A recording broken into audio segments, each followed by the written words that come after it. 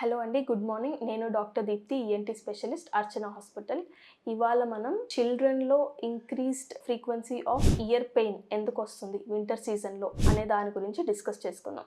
So generally winter సీజన్లో upper respiratory tract infections చాలా common అండి. నోస్కి కానీ థ్రోట్కి కానీ ఇన్ఫెక్షన్స్ రావటం, కోల్డ్, వైరల్ ఫీవర్స్ రావటం, ఇదంతా చాలా కామన్.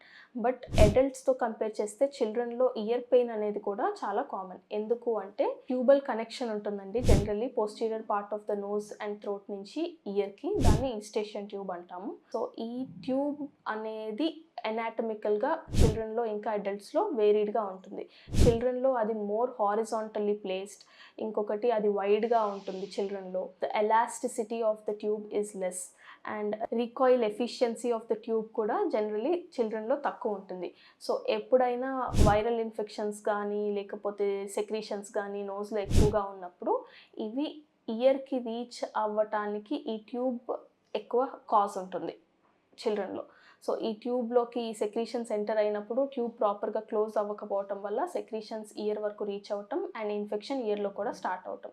సో మనం హెల్ప్ చేసేది ఏంటి అంటే అప్పర్ రెస్పిరేటరీ ట్రాక్ట్ ఇన్ఫెక్షన్స్ ఉన్నప్పుడు ప్రాంప్ట్గా తొందరగా చిల్డ్రన్లో దాన్ని క్యూర్ చేసుకుంటే ఇయర్ వరకు ఇన్ఫెక్షన్ స్ప్రెడ్ అవ్వదు. Thank you.